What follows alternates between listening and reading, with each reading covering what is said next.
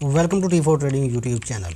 BTC next move and crypto market move today क्या हो सकती है और अगले दिन तक क्या मूव हो सकती है। उसके अलावा टेक्निकल एनालिसिस एंड न्यूज़ को भी हम लोग कवर करेंगे इस एक वीडियो के अंदर। फर्स्ट ऑफ ऑल BTC की करंट प्राइस की बात करें तो BTC $30,250 से अबव ट्रेड हो रही है, जिसके ऊपर हमने प्रीवियस वीडियो में बात की थी। BTC इस लेवल तक दोबारा आएगा। अभी भी BTC को करंटली रेजिस्टेंस जो फेस करने को मिल रही है वो हमारे पास सेम है 30,900। जब तक इस रेंज को ब्रेक नहीं करता BTC पंप नहीं होगा।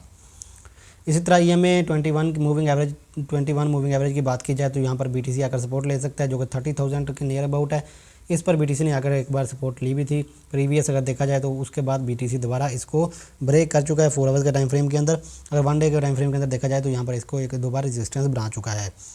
उसके बाद इस रेजिस्टेंस को ब्रेक किया इसने। हमने प्रीवियस वीडियो में बात की थी कि 21 EMA की मूविंग एवरेज को ये ब्रेक करेगा, उसके बाद ही पंप होगा। अब उस लेवल को ब्रेक किया तो अब $30,256 पर ट्रेड हो रहा है करंटली। और इसकी सपोर्ट जो करंटली सपोर्ट 4 आवर्स के टाइम फ्रेम के अंदर वो हमारे पास 29,800 की सेम है। 800-900 की जोन जो हमारे पास वो सेम उसी रेंज के अंदर ये ट्रेड करेगा। कुछ मार्केट में पॉजिटिव न्यूज़ भी हैं जो BTC की प्राइस को पर अफेक्ट कर सकती हैं, और कुछ ऐसी न्यूज़ भी हैं जो BTC की प्राइस को नीचे भी कर सकती हैं, तो उसके बारे में भी डिस्कस करते हैं। लेकिन उससे पहले अगर 1 डे के टाइम फ्रेम के अंदर इसको एनालाइज किया जाए तो लॉन्ग टाइम के लिए 1 डे के टाइम फ्रेम के अंदर BTC की जो करंटली सिचुएशन अभी चल रही है, BTC ने 29,900 पर सपोर्ट ली है। सपोर्ट लेने के बाद अभी करंटली ऊपर ट्रेड हो रही है, ठीक है। अभी अगर इसकी जो मेजर सपोर्ट हमारे पास बनती है वो $29,500 की बनती है, जिसको अगर ब्रेक करेगा तो फिर हमारे लिए थोड़ी बहुत खतरे की घंटी बजेगी कि BTC अब नीचे परफॉर्म करेगा। लेकिन अभी जो करंटली इसको फेस करने को मिल रहा है वो हमारे पास 30,900 से ऊपर ही ट्रेड इसने करना है, तो फिर BTC ऊपर परफॉर्म करके जाएगा हमारे पास, और अगली अपनी रेजिस्टेंस 31,400 के रेजिस्टेंस को ब्रेक कर पाएगा, अगर अदरवाइज़ ये ब्रेक नहीं करेगा। अब मार्केट में कुछ न्यूज़ चल रही हैं जिनके ऊपर डिस्कस कर लेते हैं। सबसे पहली न्यूज़ है कि कुवैत ने इस क्रिप्टो करेंसी को बैन कर दिया है। जिस तरह आप लोग बैंक से वर्चुअल कार्ड से या आप लोग क्रिप्टो को बाय कर सकते हो किसी भी बैंक वगैरह से, तो वो कुवैत में इसको लीगली तौर पर बैन कर दिया गया है। मतलब आप कोई भी बंदा कि अब कोई भी बंदा क्रिप्टो को की बाइंग सेलिंग नहीं कर सकता कुवैत में बैंक्स को यूज़ करते हुए। लेकिन जिस तरह इलीगली तौर पर अगर कोई बंदा ट्रेड करना चाहे तो वो कर सकता है, क्योंकि वो आप लोग सेल जो अपने USDT वगैरह हैं वो आप P2P को यूज़ करते हुए भी बाय कर सकते हो, क्योंकि एक्सचेंजेस डिफरेंट कंट्रीज़ में P2P की सहूलत देती हैं। अब कुवैत में कोई भी एक्सचेंज ब्लॉक नहीं की गई, कोई भी एक्सचेंज बैन नहीं की गई, सिर्फ क्रिप्टो करेंसी बैन की गई है, बिटकॉइन बैन की गई है। तो ये थोड़ी बहुत मार्केट में अफेक्ट कर सकती है, लेकिन कुवैत में इतनी बिटकॉइन की अडॉप्शन पहले ही नहीं है, तो इसलिए ये BTC की प्राइस पर इतना ज़्यादा अफेक्ट नहीं करेगी। उसके बाद अगली न्यूज़ जो है वो एल सल्वाडोर की है। उसके एल सल्वाडोर के बाउंड जो होते हैं उनकी न्यूज़ है कि उसके बाउंड्स के अंदर बहुत जल्दी इंक्रीज़ हुआ है BTC की प्राइस के साथ ही।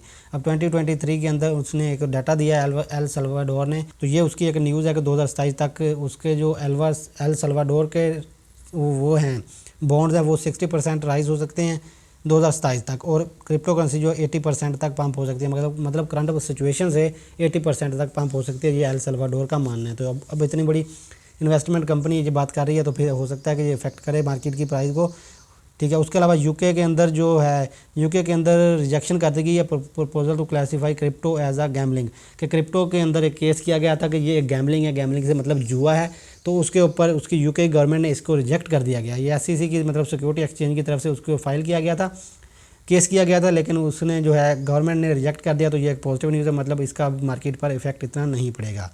तो ये न्यूज़ है जो कि मार्केट में चल रही थी 2-3, जो कि मैंने आपके साथ समझा कि आपके साथ शेयर करना ज़रूरी है। उसके अलावा अगर मार्केट कैप की बात की जाए क्रिप्टो मार्केट कैप की, तो 1% का इंक्रीज़ हुआ है क्रिप्टो मार्केट में ओवर लास्ट डे। पिछले दिन के हिसाब से 1% इंक्रीज़ हुआ है मार्केट कैप, डिक्रीज़ होने के बजाय इंक्रीज़ हुआ है। टोटल मार्केट कैप की बात करें तो 1.22 trillion total globally market cap हो चुका है। फेयर एंड ग्रीड इंडेक्स की बात करें तो 56 अभी न्यूट्रल है, मतलब कि ना ही तो मार्केट में पैनिक माहौल किया जा रहा है, ना ही तो बहुत ज़्यादा सेलिंग की जा रही है, ना ही बहुत ज़्यादा बाइंग की जा रही है। तो इसका मतलब है कि ना ही तो ट्रेडर एक्टिव है, ना ही तो सेलर एक्टिव है, ना ही तो बायर एक्टिव है, ना ही तो सेलर एक्टिव है। तो इसका मतलब है कि मार्केट अभी स्टेबल है, और हमें भी मार्केट स्टेबल नज़र आती है, जो कि हमने प्रीवियस जो डिस्कस कर लिया है कि मार्केट अभी स्टेबल है।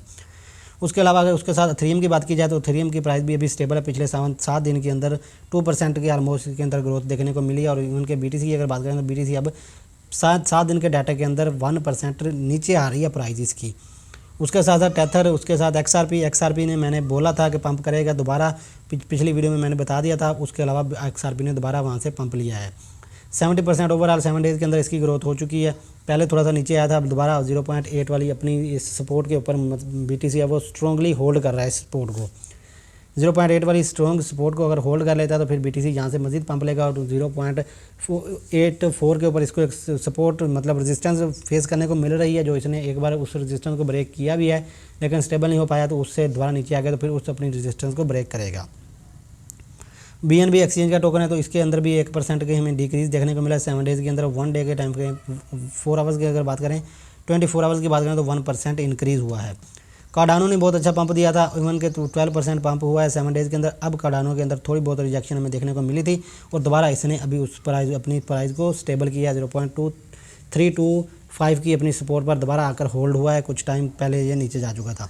सोलाना ने अभी पंप दिया है, वो पंप देने के बाद अब दोबारा प्राइस के अंदर इसकी प्राइस जो है दोबारा डिक्रीज़ हो रही है, नीचे जा रही है। तो ओवरऑल अगर मार्केट की बात करें तो मार्केट सभी मार्केट क्रिप्टो की स्टेबल है, BTC क्योंकि स्टेबल है। और 2-3 न्यूज़ मैंने पॉजिटिव न्यूज़ आपके साथ शेयर की हैं और एक नेगेटिव न्यूज़ शेयर की है, तब देखते हैं कि 24 आवर्स के अंदर क्या मार्केट में ये न्यूज़ इफेक्ट कर सकती हैं।